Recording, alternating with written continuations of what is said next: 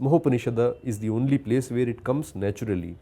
There it comes in the 6th chapter of Mahopanishada, where it describes, it's by the way, the shloka is different from the popular version, it is slightly different. It says, Ayang bandhura yangneti ganana laghuchetasang udara charitanang tu vasudhaiva kutumbakam. So, slightly different. Now, there it is describing the lakshana of those elevated people in the Brahmi sthiti.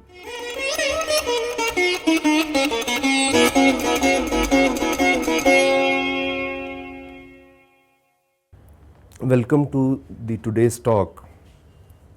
The shloka of Vasudhaiva Kutumbakam, its origins and transmission. But before we begin, let me express my very deep gratitude to Sangam Talks for organizing, for inviting me, especially to this topic. It's very personally close to my heart. One reason being that it was 12 years back, right here in Delhi at India International Center, that I had presented a version of this talk. I presented a paper in presence of the renowned archaeologist Dr. B.B. Lal and presided over by very well known historian Professor Shivaji Singh. So, it was therefore, it is very close to my heart. There is a lot of work that I had done back then. It was culmination of a very extensive research going through perhaps 4 dozen or perhaps even more documents, sources, many of them in manuscript form, that I had to travel to various libraries and archives to access. Some of these manuscripts were not even in the Devanagari script, and therefore I had to take help from others at times.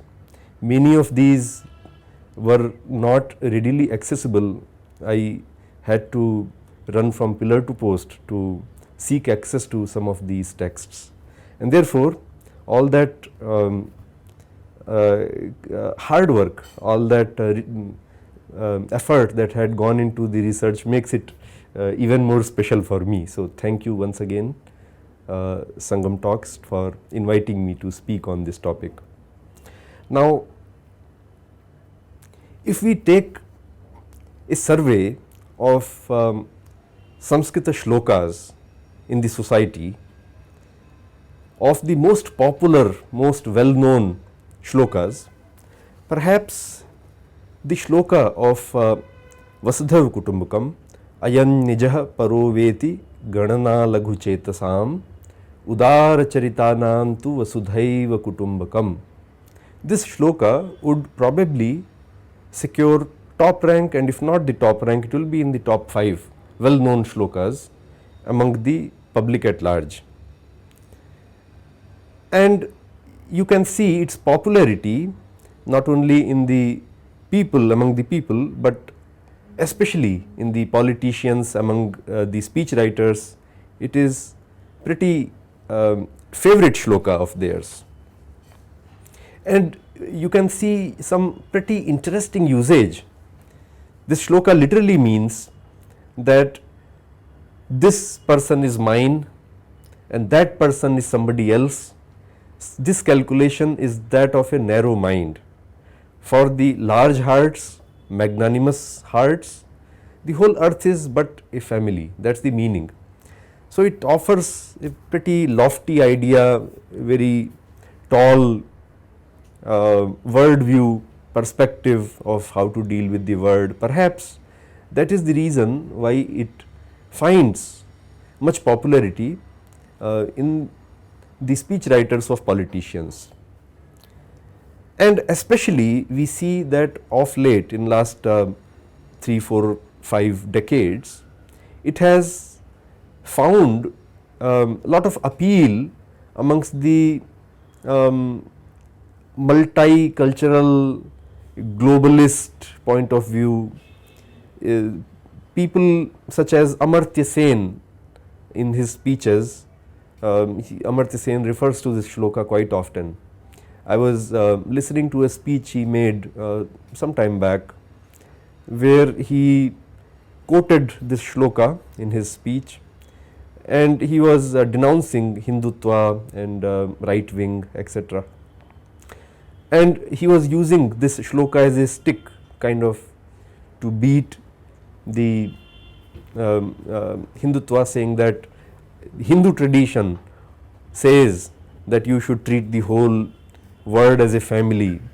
India should not distinguish between the terrorists of Mumbai and the terrorists of, let us say, who do some act in Pakistan or Afghanistan or elsewhere.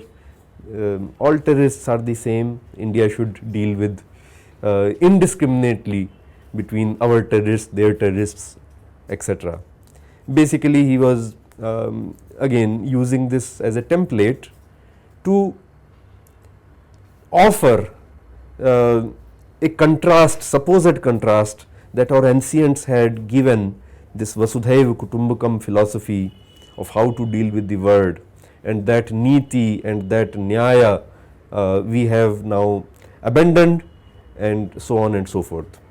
So that's just an exemplar of how the secularist variety uses this shloka. Politicians ranging from Sonia Gandhi to Narendra Modi use this shloka quite often. More interestingly, this shloka is inscribed literally in stone on India's Parliament House. So the old Parliament, not the new one that is being constructed, but current Parliament House, on its walls has this shloka of Vasudhaiva Kutumbakam inscribed. Multiple times the foreign ministers, ministers of external affairs, in their Lok Sabha or Rajya Sabha speeches have quoted this shloka to say that this is our foreign policy. Vasudhaiva Kutumbakam is our foreign policy. So all of that popularity and this kind of usage, especially in the strategy, policy, politics spheres, makes it very interesting to study. My purpose of when I started doing the research about where this shloka has come from, what is the context, it really started when I read a Hindi book by famous poetess Srimati Mahadevi Verma. So in a book she wrote Mera Parivar back in 1972. It's a collection of autobiographical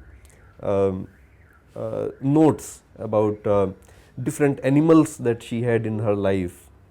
Gullu is a famous story in that. So in the preface or introduction of that Mera Parivar, another famous scholar, Ila Chandra Joshi, says in the preface that her family of animals, of creatures, is almost like that of the Panchatantra, and he said that the shloka of Vasudhaiva Kutumbakam in Panchatantra is used, etc. So it had intrigued me when I read that, and out of curiosity then I started looking into Panchatantra, etc. And then it became even more curious, and we will get into that, and I will walk you through the transmission of the shloka, what is the origin and how it is used in different contexts. More especially, there will be two objectives of next few minutes. One is, of course, to understand the true meaning, purport and context of the authors of these texts, ancient Sanskrita texts, who used the shloka of Vasudhaiva Kutumbakam to figure out whether they really meant the shloka as a prescription for us to follow, whether they really meant for us to treat every individual, every society, every idea indiscriminately as our own. That's first. Second is the journey itself of the shloka is pretty interesting. So we shall we shall go through each text one by one and how it is used, and figure out where the original source of this shloka Vasudhaiva Kutumbakam is, and in between some interesting hopefully information we shall uncover. When I started looking for the sources of this shloka, as I mentioned, first source I found was this Mera Parivar and the comment by Ila Chandra Joshi ji, and after that when I started looking, the only other source I found was a paper written by Brian Hatcher in 1994 called Vasudhaiva Kutumbakam, the Problematic Mantra.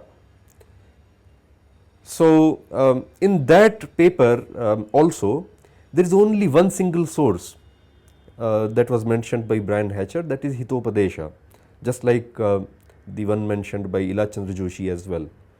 So, beyond Hitopadesha and Panchtantra, I could not find any publication about tracing the source of Vasudhaiva Kutumbakam. So, I therefore ventured to figure out where all it is used. So, first is Hitopadesha itself. This shloka is coming in Hitopadesha. Now, Hitopadesha is, as all of us are familiar with it, it is a collection of tales of animal characters. Each tale teaches some practical worldly moral to the students. It, according to tradition, was written for a couple of princes who were very truant and who were not studying properly. So, the king hired this Pandita called Narayana Pandita to teach the princes, and he taught them using this text which he compiled, a collection of stories. This Hitopadesha is having 4 sections. Each section deals with a subject.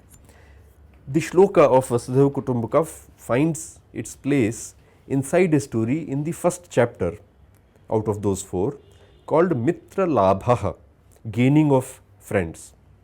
Within that Mitra Labhaha chapter, there is a story which is narrated by a mouse called Hiranyaka to his friend, a crow called Laghu Patanaka.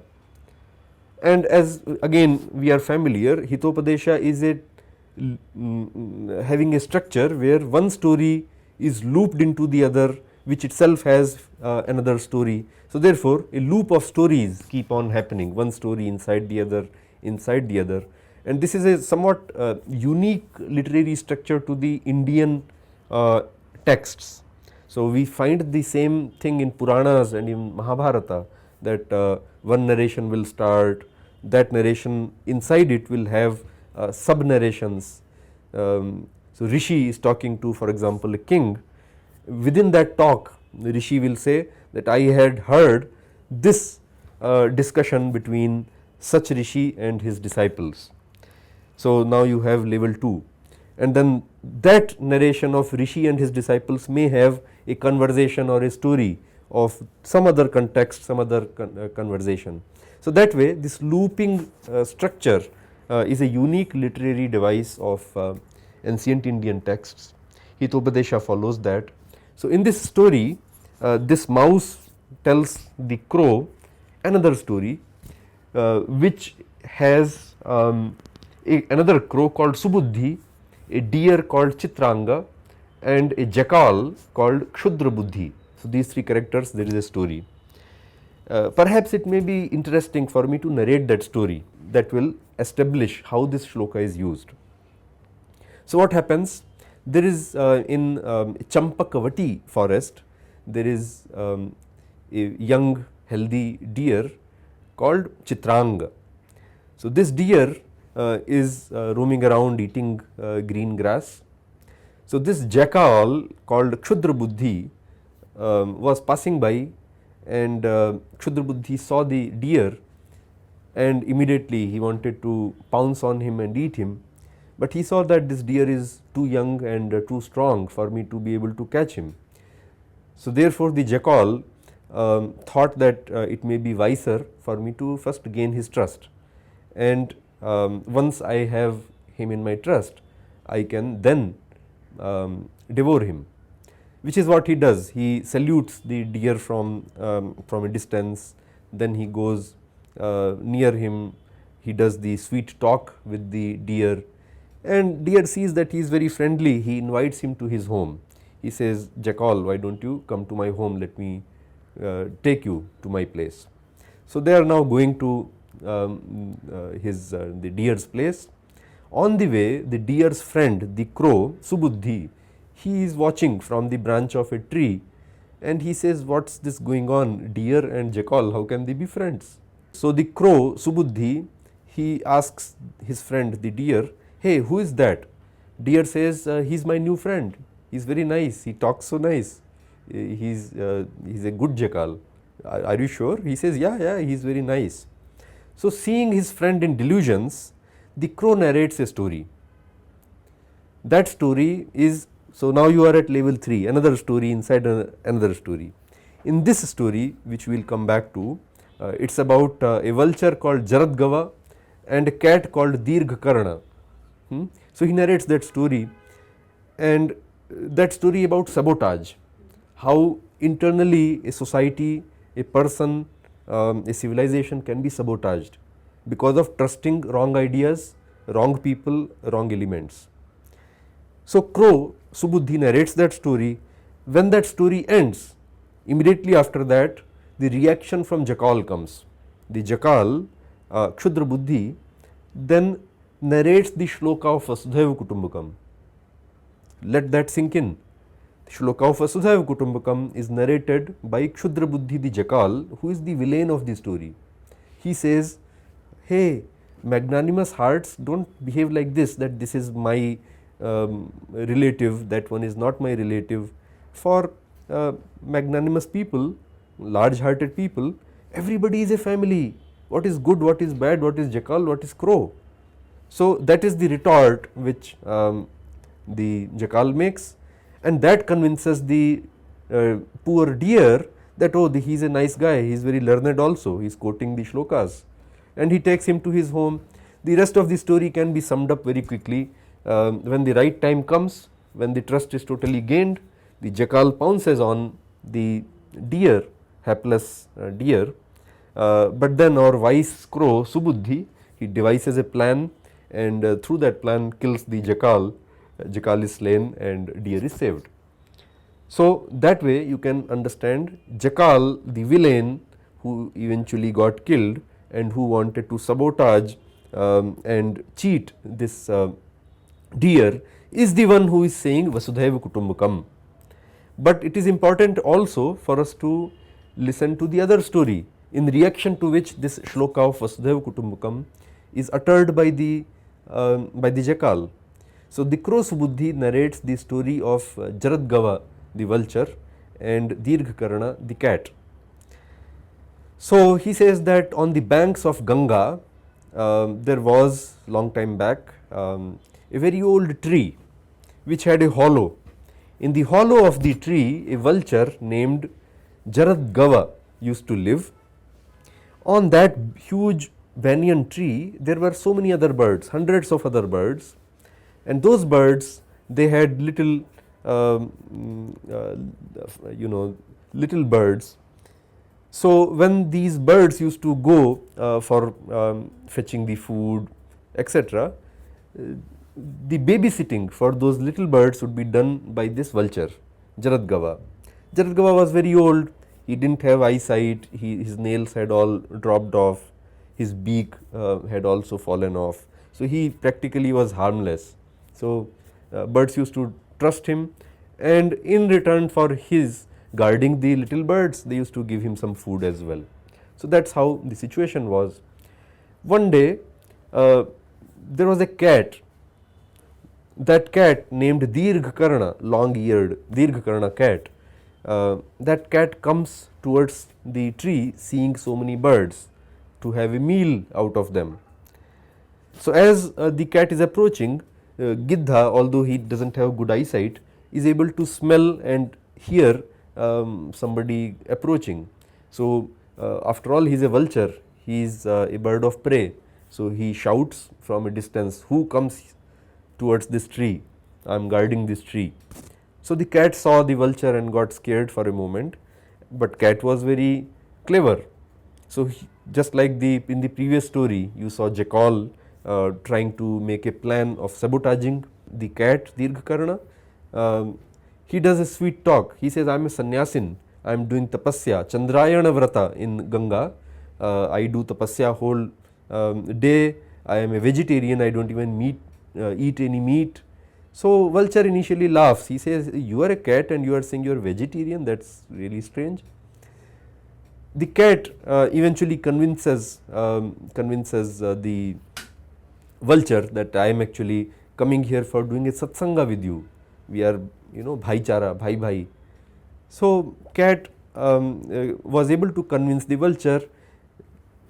Dirghakarna started living in the hollow of Jaradgava, and slowly, after the fears or the concerns of Jaradgava had settled down, cat started one by one picking these little birds and eating them.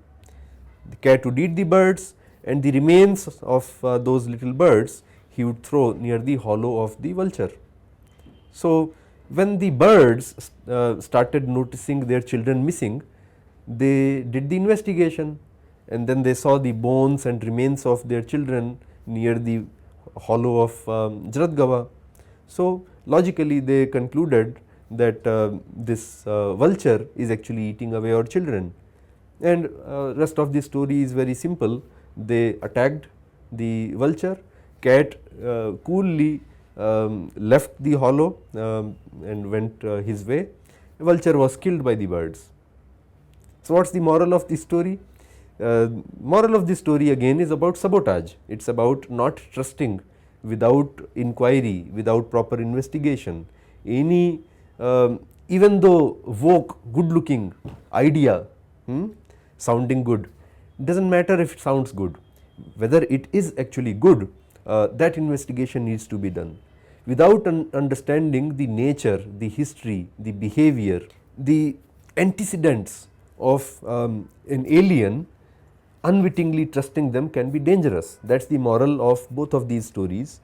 And Vasudhaiva Kutumbakam in Hitopadesha finds place in these tales uttered by a villain in response to the story about sabotage of another villain, the cat. So, here of course, the author of Hitopadesha, Narayana Pandita in 5th century, is not at all using this shloka to teach the children, of course, universal brotherhood. On the contrary, exactly opposite to it, he is trying to warn the children that do not trust people, ideas just like this. So, this was Hitopadesha, written in 5th century by Narayana Pandita, and in the very beginning of Hitopadesha, Narayana Pandita refers to Panchatantra. So, in the 9th shloka, in the beginning of Hitopadesha, he says, Panchantantrat tathanyasmat granthad krishya likhyate, that this text is being written by extracting information from Panchatantra and other texts. So, Panchatantra and other texts, which means Panchatantra was so important for Narayana Pandita, and therefore, the next natural stop for us to look for this shloka would be the source text of Hitopadesha, Panchatantra. So, Panchatantra, written by Acharya Vishnu Sharman, the great thinker, philosopher of politics and Niti. This text can be dated to the late Mauryan period in the 3rd century of BCE. So, it is that old. It is perhaps the oldest, not perhaps, it is the oldest available book of tales in the world, book of tales dedicated to it. Of course, we have tales embedded into many other older texts, but an entirely dedicated book of tales which we have, the oldest of that is Panchatantra. And Panchatantra had travelled the whole world from very ancient times. So, under various names it was translated, adopted in many languages fairly early, notably in Pahlavi as well as Farsi later, in Syriac and Turkic, Greek and Latin, Hebrew and Arabic, Tibetan and Chinese, so many other languages, very old translations, adaptations of Panchatantra are available. The famous collection of fables in Europe, such as Pilpes, Aesop's, Grimm's fairy tales, they all have some content or the other from Panchatantra. The famous Farsi translation of Panchatantra known as Kalila Vadimna, this collection of Farsi stories is basically a translation, adaptation of Panchatantra itself. Even the names of characters are not changed, they are Persianized but not entirely changed. So, anyways, Panchatantra, as the name has 4 tantras. So, this book is divided into 4 tantras, and in the last tantra, 5th tantra, called Aparikshita Karakam, this shloka of Vasudhaiva Kutumbakam can be found in a story called Singha Karaka Murkha Brahmana Katha. So, it is a very interesting title. The title is The Story of the Foolish Brahmin, the Singha Karaka Murkha Brahmana Katha. So, the story goes like this, that once upon a time there were 4 young Brahmin friends who were studying in a Gurukula. 3 of them were very learned, and the youngest one of them was not particularly learned, he was not able to learn much, but anyways they were friends and living in a Gurukula. So, having completed the education, these friends decided to go to a city to earn fame and wealth from the learning that they had made. So, they started travelling. The oldest of the friends, they said, this youngest one, he is not very learned, he is useless, he has not learned anything, I think we should leave him behind, we should not take him with us. The third one, the third Brahmin convinces the oldest one that no, does not matter, even if he is not very learned, allow him to accompany us, after all he is our friend. And it is this Brahmana, the third Brahmana, and I repeat third because that will soon become apparent why Vishnu Sharman has this particular Brahmana narrate the shloka of Vasudhaiva Kutumbakam. So, he, the third Brahmana, convinces the older ones that, hey, this younger one is also our friend only, allow him to accompany us, we will share little bit of earning with him also. And he says Vasudhaiva Kutumbakam to convince that everybody is a family, he is also our family, etc. Now, as they were going into the forest, they saw a carcass of some animal. Suddenly, the idea of putting this animal to life came into their minds, because they were very learned. The oldest one put the bones together into proper anatomy of the skeleton. Second Brahmana added through his knowledge, through his mantra shakti, flesh and skin, nails and teeth to that animal. Once that was done, it was very apparent that this animal is nothing else but a lion. The third one, despite seeing that it is a lion, was now about to start his mantra prayoga to add prana to it, to make it alive. As he was about to do that, the fourth one, the supposedly not so much learned one, he stopped his older friends. He said, friends, listen, do not revive, it's an animal that is not safe for us, it is a lion. As soon as you will revive him, do you know what is the first thing he will do? He would be hungry and he will pounce on us and he will make a meal out of us. Don't do that. But the older ones didn't listen to him. They said, hey, shut up, we are the learned ones, you are a fool, let us continue and do that. Finally, after having failed to convince his older friends, younger one said, okay, if you want to do it, but give me just 5 minutes. He runs and climbs up a tree, and we can obviously understand rest of the story. The third one, the one who had earlier recited Vasudhaiva Kutumbakam, goes ahead and revives prana into this lion. As soon as lion comes alive, naturally he kills the 3.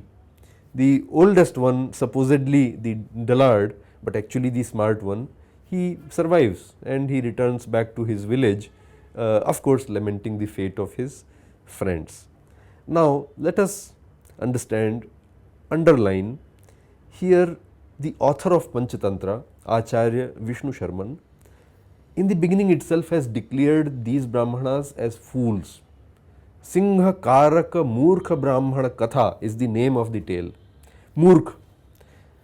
If he had good intentions of teaching Vasudhaiva Kutumbakam as a niti, why would he have a fool recite this shloka? It doesn't make sense.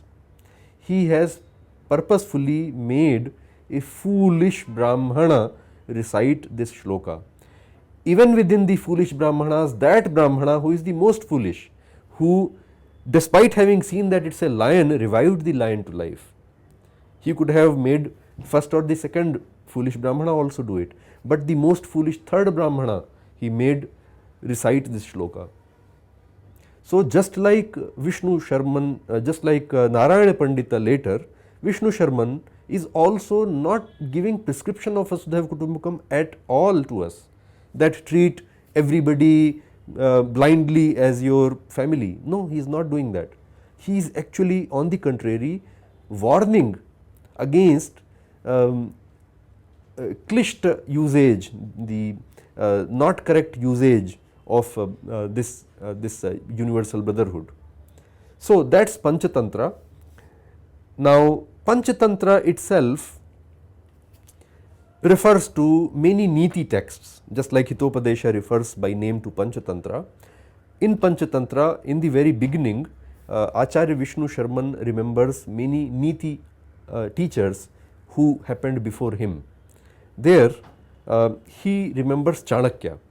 So in a shloka, which I think second shloka of Panchatantra, he says, Manave vachaspataye shukraya parasharaya sasutaya Chanakyaya cha vidushe namostu naya shastra kartibhrihi. So there Chanakya he keeps for the last. It may be possible that it's because of chronology, because Chanakya happened in the Mauryan times and very soon after that the text of Panchatantra was written. But likely it was also because he must have been much indebted to Chanakya for the references he is using. Therefore, just like we came to Panchatantra from Hitopadesha, I think the next stop for us must logically be to go through these niti texts that are mentioned by him, by Chanakya, by Manu, etc. So in all the texts that he mentioned there as the source for his Panchatantra, like Manusmriti, Vachaspati, etc. I could not find, having gone through the text, I couldn't find the shloka of Vasudhaiva Kutumbakam. Chanakya's writings, especially the well-known Arthashastra, of course it is not there at all. It is quite actually not so much compatible with the overall thought process of Chanakya in the Arthashastra. But then there are a lot of niti texts, free floating niti texts which go with the name of Chanakya. There are plenty of them. So to name, there are 10 well-known niti texts which carry the title, in the title, name of Chanakya, namely Laghu Chanakya, Vriddha Chanakya, Chanakya Niti Darpanam, Chanakya Niti Shastra, Chanakya Niti Shataka, Chanakya Rajaniti Shastra, Chanakyam, Chanakya Shatakam, Chanakya Niti Vyavahara Sara Sangraha, Chanakya Sutrani, and Rajniti. So those are not 10, 11. Within that, each of these have multiple recensions. So recensions are variants of the same text. Many of them have not one standard version but multiple versions. So I started looking at the manuscripts. Some of them are published also, some of them are not published in book form, so one has to access them, read them.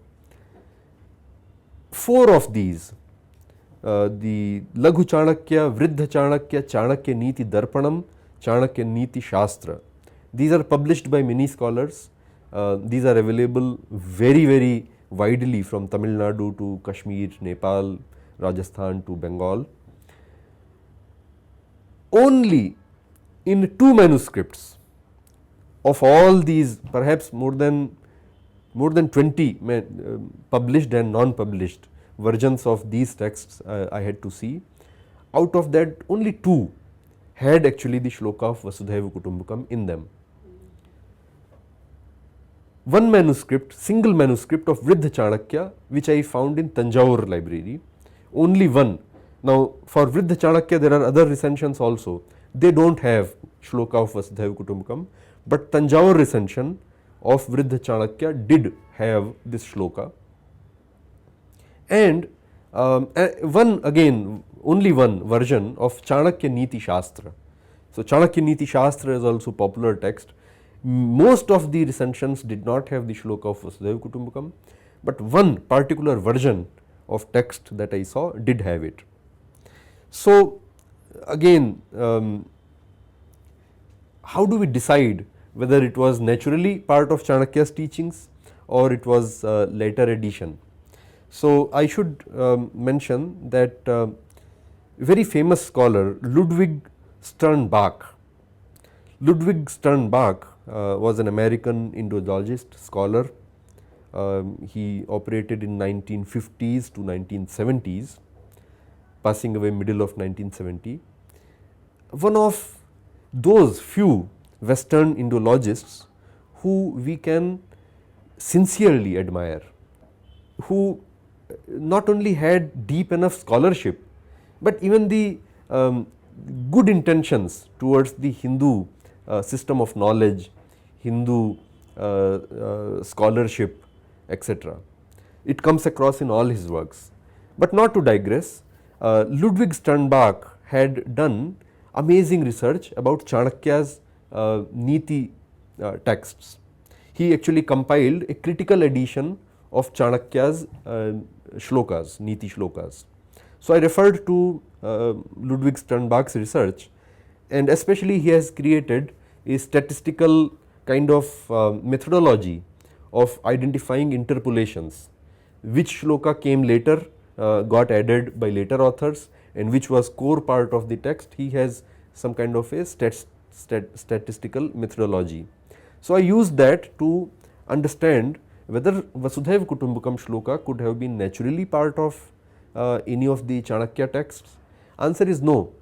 So first of all, the authentic thought of Chanakya as shines through in Artha Shastra and majority of the Niti shlokas, he is Kutila, right? I mean, not only his Gotra is Kutila, but thought process is also Kutila, and he is known for realpolitik. He is the brain behind creating the huge vast Mauryan empire. Yes, it seems very unlikely that Chanakya will teach that whole world is a family kind of a thought process, and then added on top this looking at all the manuscripts which I tried to do, where out of about 20 or so different texts, only 2 recensions had the shloka of Vasudhaiva Kutumbakam. Therefore, conclusion that I drew was that it is not likely that Vasudhaiva Kutumbakam was a part of Chanakya Niti at all. Having said that, our next stop naturally was to look at the other sources, and especially the other collection of stories. So, just like we saw Hitopadesha and Panchatantra, very well known collection of stories is what we call Singhasan Battisi. All of us are again pretty familiar with Singhasan Battisi. Baital Pachisi and Singhasan Battisi. So, 32. So, in Sanskrita, Dvatrimshat Puttalika Singhasanam, it is the title of these 32 tales. It is also famous with the name of Vikrama Charitra, Vikrama Charita, etc. Now, the structure of these stories is that the famous king Bhojadeva, he tries to ascend a throne, a Singhasana, which has been accidentally found. So, it is a magical Singhasana which was hidden under earth, and some village boys were playing around, and there is a boy who sits on top of that mound, and as soon as he sits on top of the mound, he suddenly becomes wise and is able to solve the difficult problems for everyone. So, Bhoja has that mound dug out, he finds the Singhasana, brings it to his capital Dhara, and then as he tries to climb on the Singhasana, it has 32 steps. Each step has a statue, small statuette, Pratima on it, Puttalika rather, and each Puttalika will tell a story, and then having told the story, Puttalika will pose a challenge to King Bhoja that do you have those qualities, etc. So, therefore, these 32 statues, Pratimas or Puttalikas, and therefore 32 stories, Singhasana Battisi. And again, just like Panchatantra was so famous, it travelled all over the world in every civilization, so also the Singhasana Battisi. So much so that it travelled very early in 11th century itself to Mongolia. So, there is a very famous collection of Mongolian stories whose character is R.G. Buji. R.G. Buji comes from Raja Bhoja, and actually Vikram Khagan is the another main character of that. Vikram Khagan is nothing but Vikramaditya. This Singhasan belonged to Vikramaditya, and therefore all the steps, all these 32 stories are about Vikramaditya. Anyways, it was natural for me to then next tap into the 32 stories and go through these stories to see whether Shloka of Vasudhaiva Kutumbakam finds a place in any of these story. So, as I started going through, I found 6 different, entirely different versions of 32 stories, not one, 6 different versions. So, first version you can call Southern or Telugu recension. The manuscripts are found in Andhra, the libraries, temples. There is a metrical recension in Anushtupa meter, you can call it metrical recension. There is a completely prose only, all these stories they do not have any shloka, it is all in prose. So, that is a third recension, mostly found from Madhya Pradesh area. There are 2 completely different Jaina recensions. So, from central India, Madhya Pradesh, etc., as well as Gujarat, these 2 different Jaina version of 32 stories are found. And then Vararuchi, the famous Mahakavi of Sanskrit Bhasha, Vararuchi's recension, which is totally in poetry, metrical again, totally in the poetry, different from the previous metrical recension that I mentioned. So, therefore, you have 6 different recensions, and I went through each of them. Not all of them are published in the book form. So, and also not all of them were in Devanagari. Out of 6, I found actually Vasudhaiva Kutumbakam present in 3. Both of the Jain recensions in different stories had the shloka of Vasudhaiva Kutumbakam, and I also found in the Andhra Telugu version this shloka is present with a different form. In the Telugu version, the Andhra version of 32 stories collection, this shloka occurs in the story which is narrated by the third statue, whose name is Suprabha. So each of these statues have a name. I mean, the attention to detail that our ancestors have in the literature is remarkable. So each statue has a name. The name of the third statue is Suprabha. She narrates a story. The name of this story is Sarvasva Dakshina Yajna Varnanam, and the shloka version is different. It says Ayang Nijah Paro Veti Vikalpo Bhranta Chetasam Punastudara Chittanam Vasudhaiva Kutumbakam. So it's a very different version of the shloka. Now I will not narrate the whole story, but it's about a yajna which Vikramaditya is doing in his capital Ujjaini, and he sends a Brahmana to south to invite the Varuna Devata, the sea Devata. Brahmana goes, he does lot of adventure, but by the time he returns, having done the invitation, yajna is over. Varuna had sent magical ratnas to give to Vikramaditya. Long story short, it's about magnanimity of Vikramaditya, who gives these jewels back to Brahmana only. For the first time, Vasudhaiva Kutumbakam shloka appears in a positive sense. Vasudhaiva Kutumbakam, as we have seen in Hitopadesha, Panchatantra, villains or fools, actually in one case fool, and they all die. Here it is recited in magnanimity of Vikramaditya. That's the sense of this shloka is. The Jaina recensions that I mentioned, the first Jaina recension has the shloka in a story known as Paropakaraya Swadeha Huti Dana, which is narrated by the seventh statue, who is also known as Suprabha. So name of the statue that narrates this story is the same between Telugu recension and Jain recension, but it is the seventh statue this time. Again a long story, it's also about Vikramaditya's magnanimity, donation, kindness, where he donates his own body in a yajna to save another king who had actually jealousy for Vikramaditya. So even for that jealous king, he gives away his own body in a yajna, he burns himself. Anyways, once again in this case also it is coming in positive sense. This is perhaps a 13th or 14th century recension. Then we have another Jaina recension, third source where I found it. It is written in 15th century by Pandita Shubha Sheela Gani, a Jaina Acharya.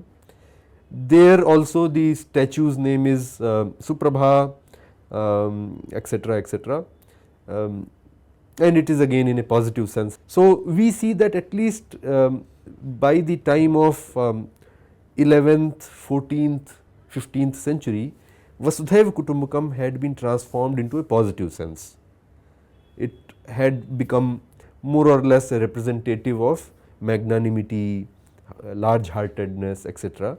So as we have seen that earlier in the 3rd century BCE in Panchatantra, this story stood for a foolish Brahmana who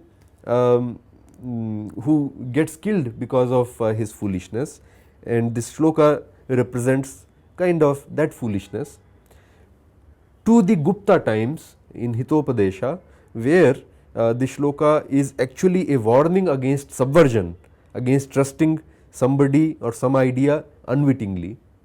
And both Gupta era India and Maurya era India, you can understand how it was in both those times, how strong, how expansive, how united Indian political map looked like. To the 13th, 14th century, when now Vasudhaiva Kutumbakam had become an emblem of magnanimity, generousness, etc. And you also know what the situation of India in 14th, 15th century had become. Anyways, having seen Vasudhaiva Kutumbakam in this collection of 32 stories, naturally I turn to the 25 stories of Vetala, Vetala Pancha Vimshati. And interestingly, actually one of the 32 stories of the statues has the seed of the Vetala 25 stories. So, as I was saying, loop of tales, right? Here it is a loop of books. So, one of the 32 stories has the connection to Vetala. So, mechanism of storytelling is different, but that is also about some life lessons. So, I looked through, again there are multiple versions in the manuscripts I saw in Sanskrita. I could not find this shloka in Vetala Panchavinshati. Then I saw other collections of stories like Kathasarit Sagara.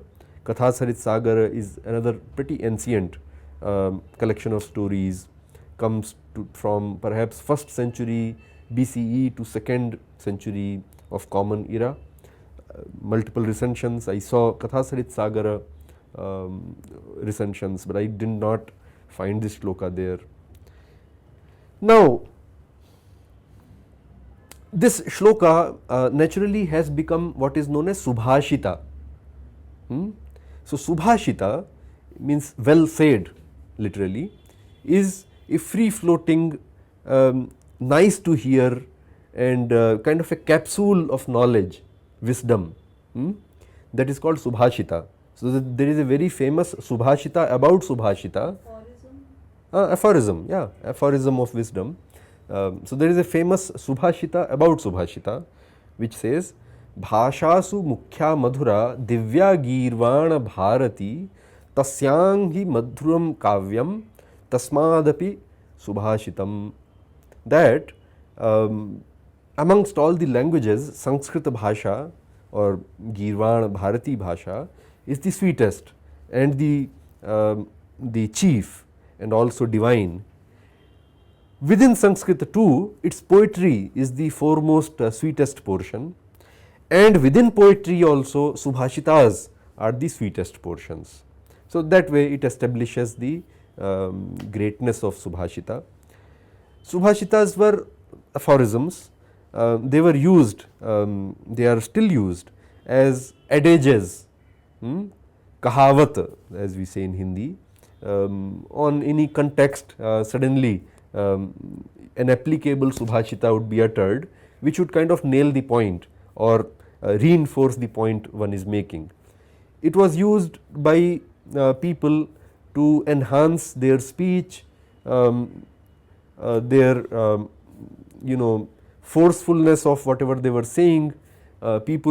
Prose writers would use these as insertions in their writings for their poetic and wisdom value, etc. So, these Subhashitas we also see in the Sanskrita literature being collected in collection of Subhashitas right from very old times. And I started going through these collections of Subhashitas, and sure enough, Subhashitas, because Vasudhaiva Kutumbakam is a very well known Subhashita, it was found widely in almost every collection of Subhashitas I saw. The most famous of these collections is called Subhashita Valihi, written by Vallabha Deva. So, in that collection it has thousands of such Subhashitas. Good thing is there are two interesting things in how it is collected. First is that it categorizes them by subject. So, each chapter has a collection of Subhashitas, and that chapter is dedicated to a particular emotion, particular situation. So, miserly people, so foolish people, mudhas. So, all the Subhashitas about misers will be in one chapter, all the Subhashitas about mudhas would be in one chapter, all the Subhashitas about student life would be in one chapter. So, that way subject wise categorization is one good thing. Other is it also tries to give you the source of where this Subhashita originally came from. So, that is not an easy work for one to trace the source of a shloka. Therefore, it helped me very much when I looked up the Subhashita Valihi. It helped me very much to try to find where it came from.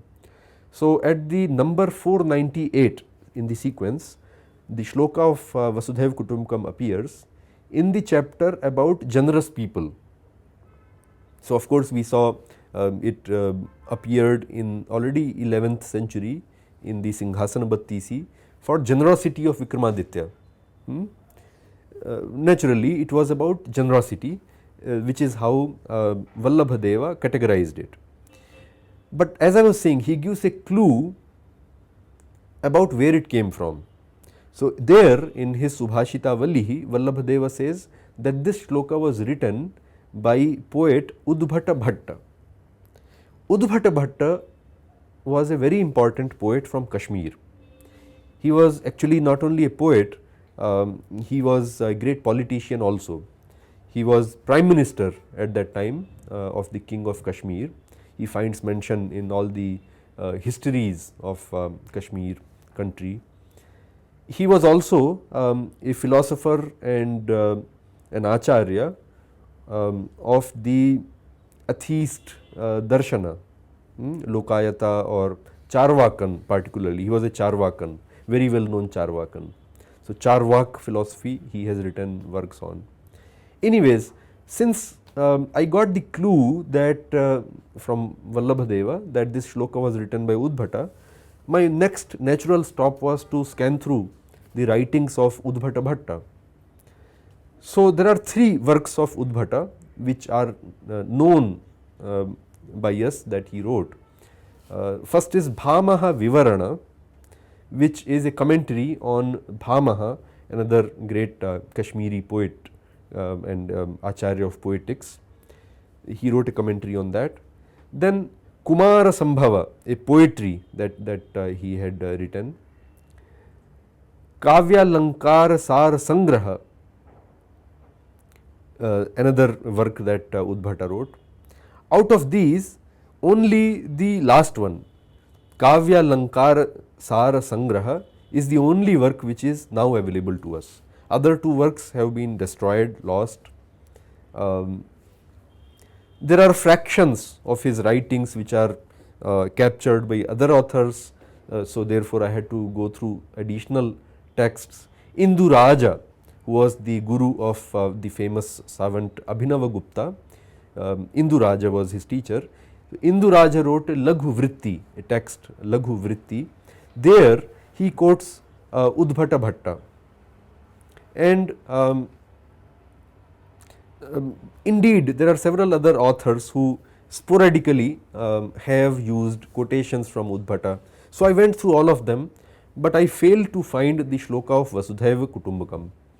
So, I therefore went through not only the texts that are supposedly written by Udbhata Bhatta, but naturally next stop for me was to kind of cipher through, go through the works written by other Kashmiri scholars and poets after Udbhata Bhatta to see if they quoted some sections, some quotations of Udbhata, just like a later, much later Vallabhadeva claimed to have quoted. So, I went through the texts of Indu Raja, Mammata, etc. Indeed, even the Abhinava Gupta, very big corpus of literature, for which I had to go through quite a lot of lot of texts, and it's going through and then looking for the shloka. I could not find this in any of the Udbhata related literature. So, conclusion for me naturally was that it is possible that Udbhata Bhatta might have used it in some place, some work, but he would not be the original author. He would be quoting naturally, because already more than 1000 years before Udbhata, the author of Panchatantra, Vishnu Sharmanji, quoted it in Panchatantra. So, therefore, Udbhata would not be an author. In what context Udbhata quoted it, that information unfortunately we may not know, because those texts are probably lost. Then since you know, I was going through the texts of these poetics authors. Udbhata, of course, is a great acharya of Kashmiri poetics. Bhamaha, Udbhata and Mammata, these three great Kashmiri poetic acharyas are considered great munis of poetry.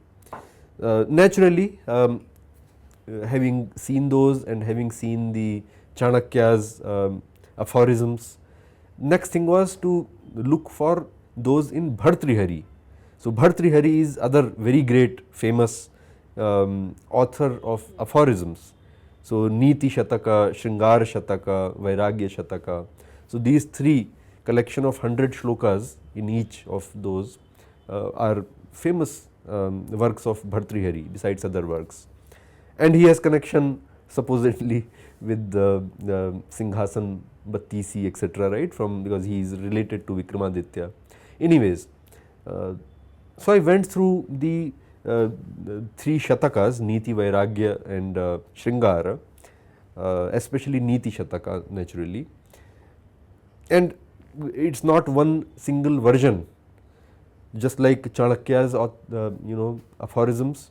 Even Niti Shataka, it is not here are the 100 shlokas. If you start going through the manuscripts, there are multiple versions of Shatakas, multiple recensions that are found. And I did not see myself, I did not see it in any manuscript that I saw 4 or 5. I did not find the shloka of Vasudhaiva Kutumbakam. But in 1948, there was a book published by the Marxist scholar D.D. Koshambi. He had kind of critical edition of the Shatakas of Bhartrihari.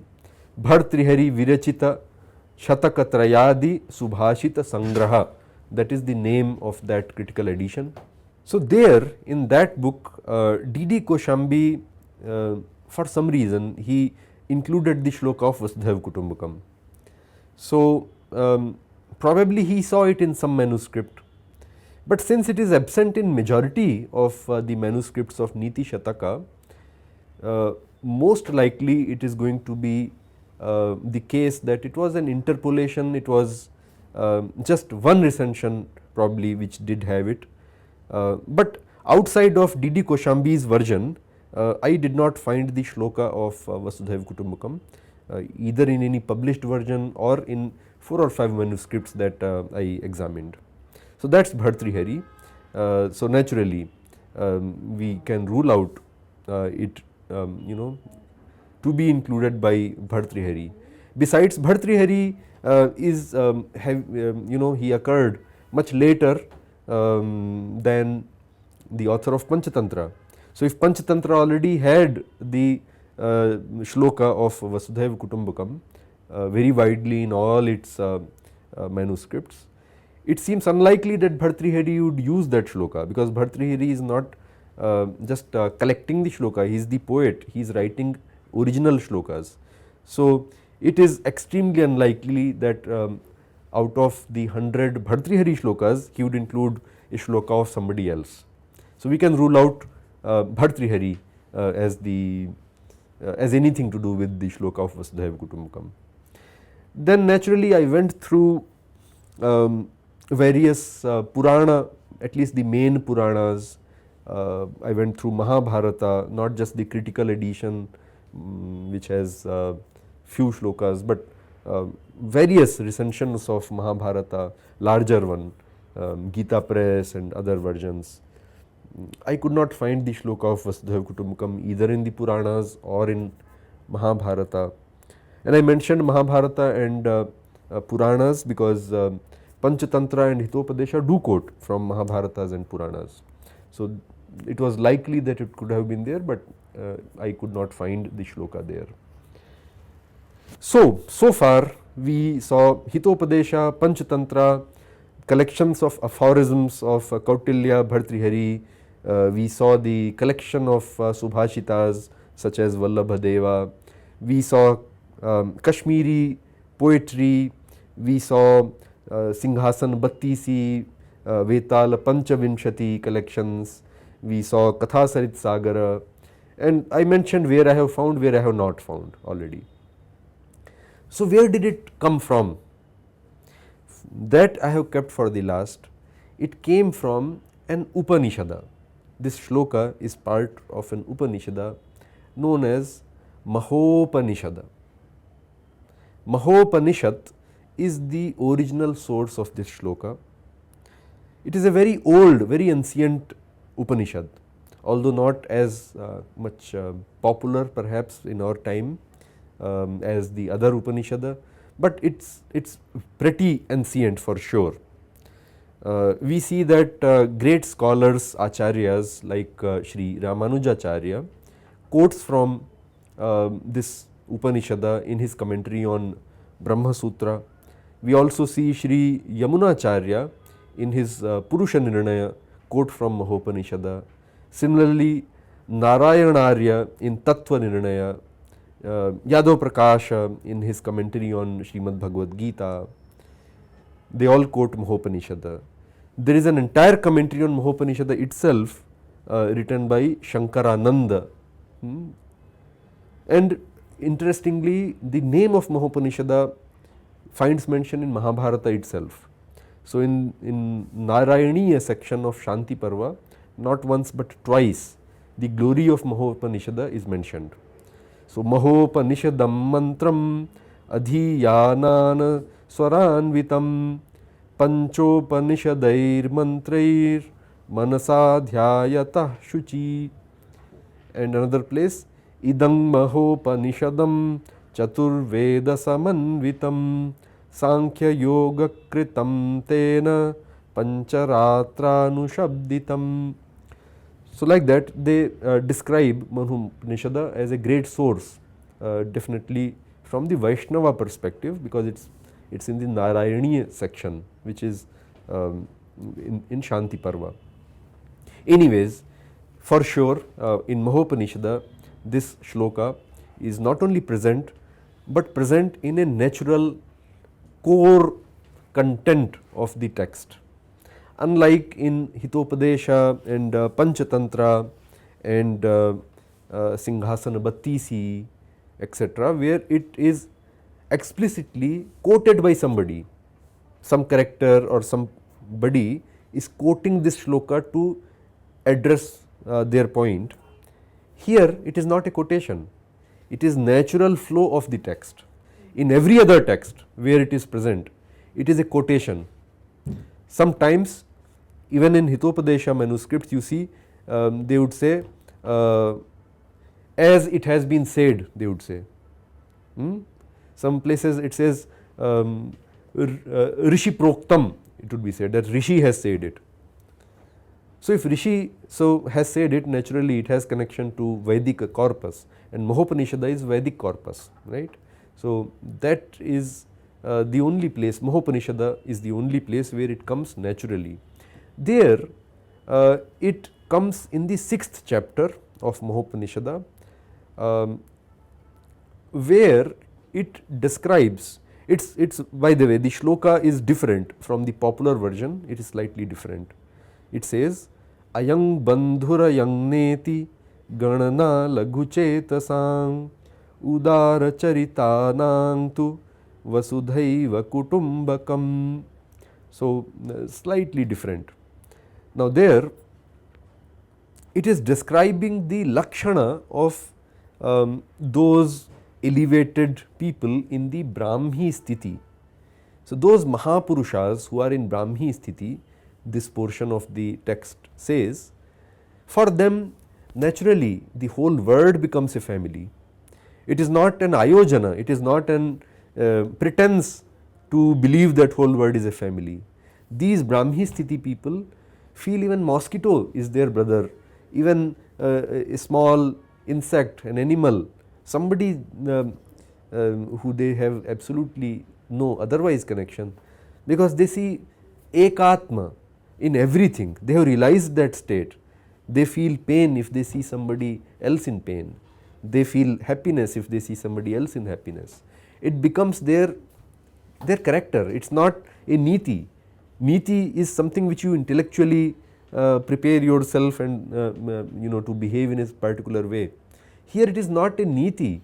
For them it is their behavior, it is their very nature, very character.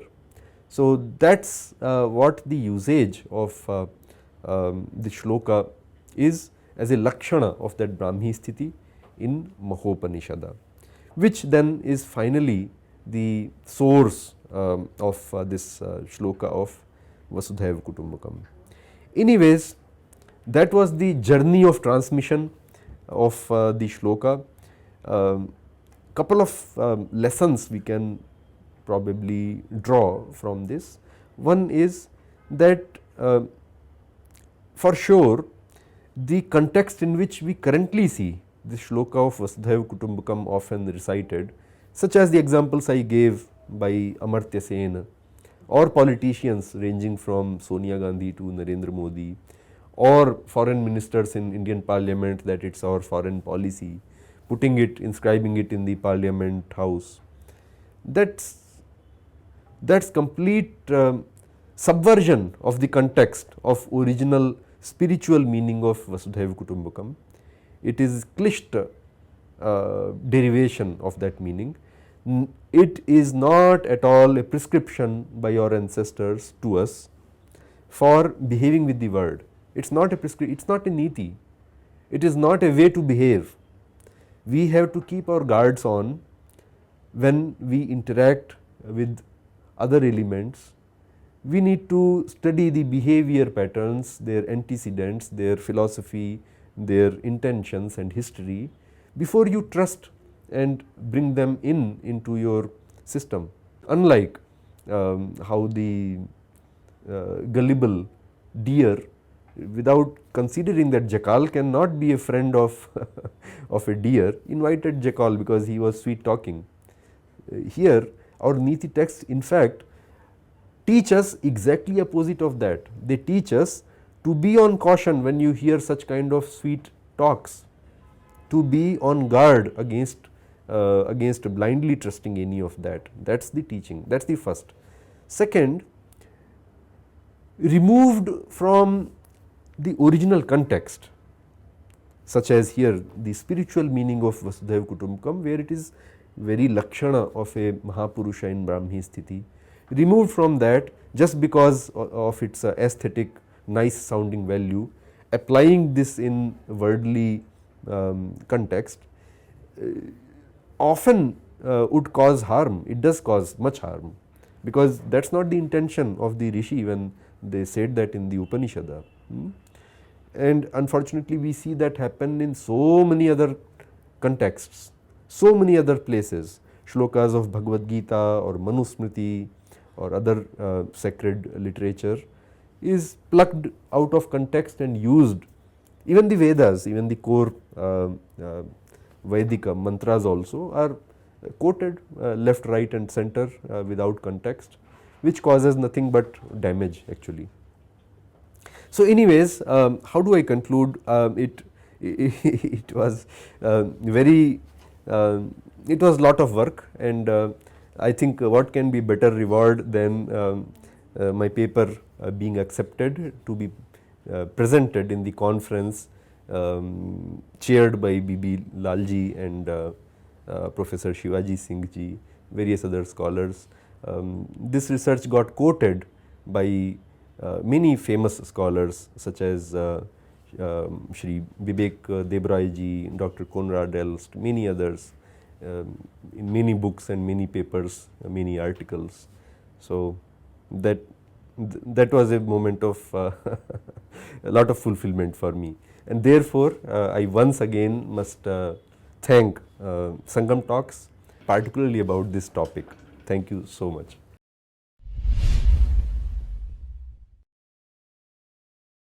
It was great listening to you.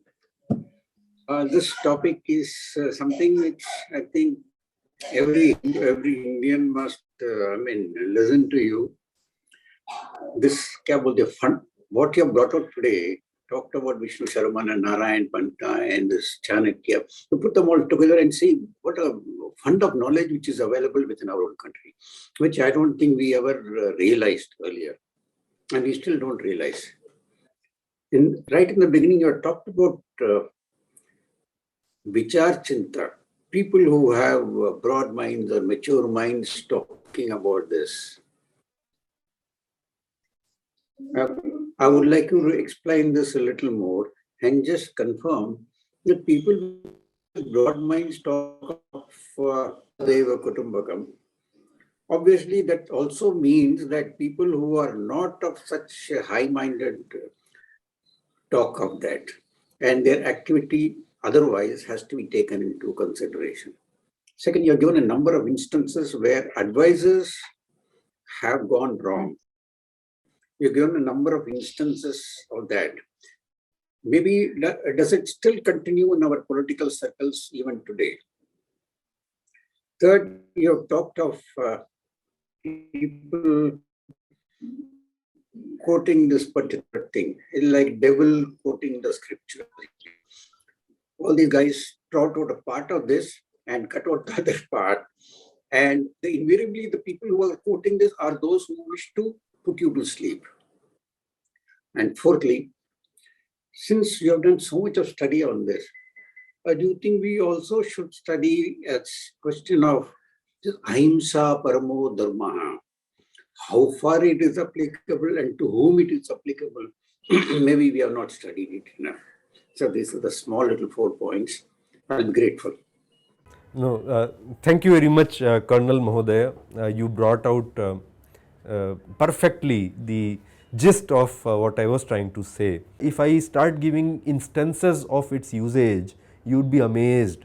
Our Prime Minister ji has very recently used this shloka in a speech, I think in the United Nations. It's a favorite shloka of the whole spectrum of political powers, right from on one hand, as I said, Congress party, Sonia Gandhi, etc., liberals, and on the other, the so-called Hindutva, right-wing end of the spectrum as well, and everybody in between. So Vasudhaiva Kutumbakam is therefore not only popular, but like you gave other examples, ahimsa paramo dharma.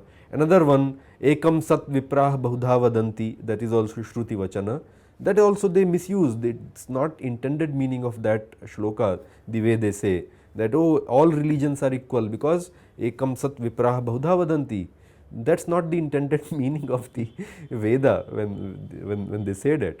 And it continues in the wrong sense.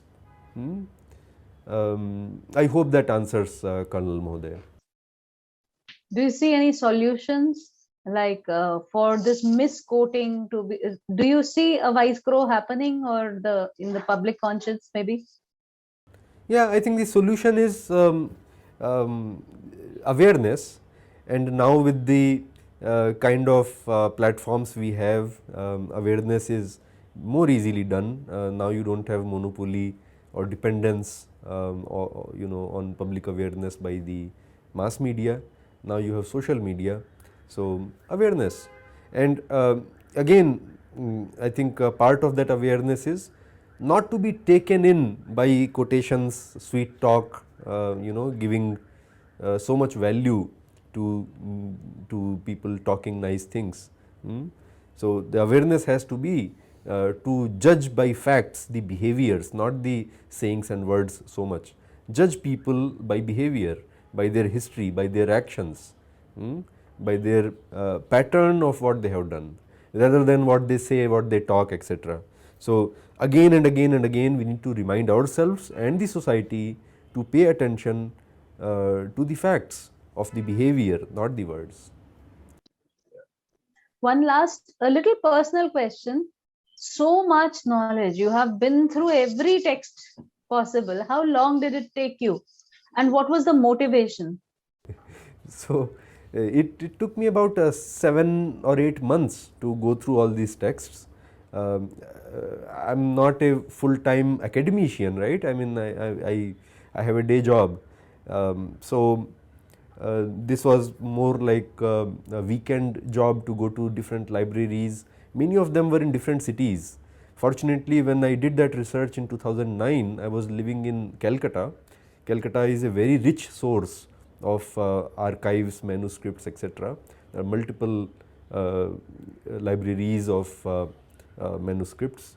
So that helped, and also I had to travel to so many places to access some of these texts. I had to take help from my colleagues, my friends in personal life, especially when I could not read the script in which some of these manuscripts were. So it took me long time, very long time.